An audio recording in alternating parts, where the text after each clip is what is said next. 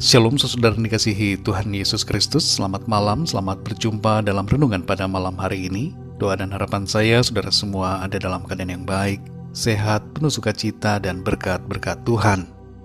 Sebelum kita mendengarkan renungan firman Tuhan, mari sama-sama kita siapkan hati dan berdoa.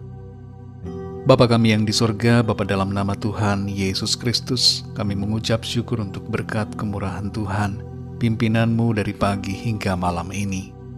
Tuhan sudah menolong kami dalam segala tugas, aktivitas, dan pekerjaan kami. Terima kasih untuk segala berkat kebaikan-Mu. Pada saat ini kami mau mendengarkan sabda firman-Mu, urapi setiap kami ya Tuhan, dan berikan kami hati yang mengerti, serta taat pada kehendak-Mu. Dalam nama Tuhan Yesus kami berdoa. Haleluya. Amin.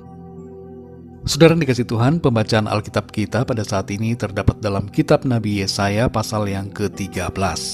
Saudara dapat membacanya secara pribadi setelah mendengarkan renungan ini. Saya akan membaca Yesaya 13 ayat yang ke-11.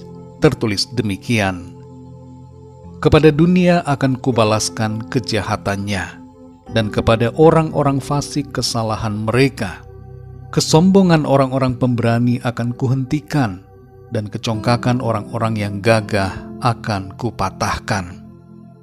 Saudara yang dikasih Tuhan, ada sebuah tulisan yang mengibaratkan orang Kristen seperti beberapa barang atau hewan. Tulisan tersebut berbunyi, sebagian orang Kristen seperti gerobak tangan, tidak akan bergerak kecuali didorong. Sebagian lagi seperti perahu kano, perlu didayung untuk maju. Sebagian seperti layang-layang, harus selalu dijaga terhubung dengan benang, karena kalau tidak, maka akan putus dan pergi entah kemana. Sebagian lagi seperti kucing, yang senang dimanja dan dibuai. Sebagian seperti balon, penuh dengan angin dan bisa meledak. Sebagian seperti trailer, yang harus ditarik. Dan sebagian seperti lampu pohon Natal yang sebentar terang dan sebentar gelap. Sebagian lagi adalah orang-orang yang selalu mencari Tuhan dan mengizinkan Roh Kudus memimpin hidup mereka. Saudara yang dikasihi Tuhan, kita perlu senantiasa hidup dalam pimpinan Tuhan, menuruti firman-Nya dan mengasihinya dengan lebih sungguh. Jangan biarkan diri kita menjauh. Singkirkanlah kesombongan dan pemberontakan dari hati kita. Dalam Yesaya pasal 13 ini, Nabi Yesaya menyampaikan firman Tuhan yang menubuatkan tentang berbagai hukuman yang akan dialami oleh bangsa Babel yang telah begitu sombong di hadapan Tuhan. Dalam ayat-ayat di pasal ini kita dapat memahami bahwa semua bangsa dan semua orang bertanggung jawab kepada Tuhan. Orang yang menentang Tuhan dan menentang rencana keselamatannya akan dihukum dan dibinasakan. Sedangkan orang yang percaya kepadanya akan mengalami kemenangan dan pertolongan. Nubuatan ini berbicara tentang Babel yang akan dihancurkan seperti Sodom dan Gomora. Karena Babel telah menjadi angkuh dengan dirinya sendiri, menentang Tuhan dan melawan kehendak-Nya. Sejak awal, saudara, Babel telah menjadi lambang dari kesombongan. Kita dapat membacanya dalam Kejadian 11 ayat 1-9, di mana di Babel pada waktu itu hendak dibangun menara yang sangat tinggi mencapai langit yang bermotif keangkuhan. Kehancuran Babel secara nyata dalam sejarah terjadi pada tahun 518 sebelum Masehi atau sebelum Kristus. Tembok-tembok kota Babel diruntuhkan dan hancur sama sekali. Nubuatan firman Tuhan melalui Nabi Yesaya menjadi kenyataan. Saudara yang dikasihi Tuhan, dalam Yesaya 13 ayat 11 ini dikatakan, kepada dunia akan kubalaskan kejahatannya, dan kepada orang-orang fasik kesalahan mereka. Kesombongan orang-orang pemberani akan kuhentikan, dan kecongkakan orang-orang yang gagah akan kupatahkan. Meresponi firman Tuhan ini, saudara, marilah kita hidup dalam kebenaran. Kalau ada di antara kita yang masih hidup dalam dosa dan kejahatan, Mari bertobat dan setia mentaati firman-Nya.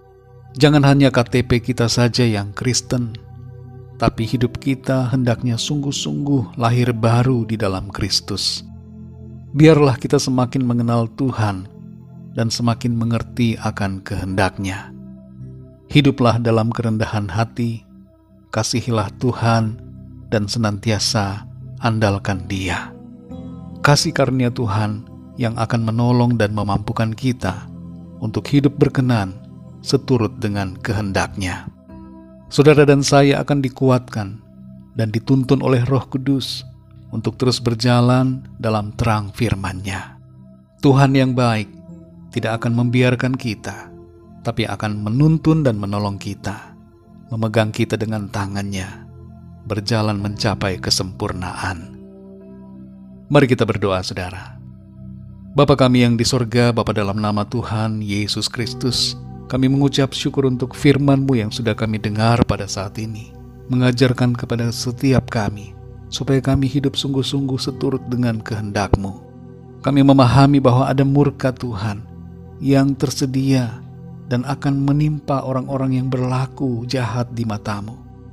Kesombongan dan keangkuhan akan dipatahkan.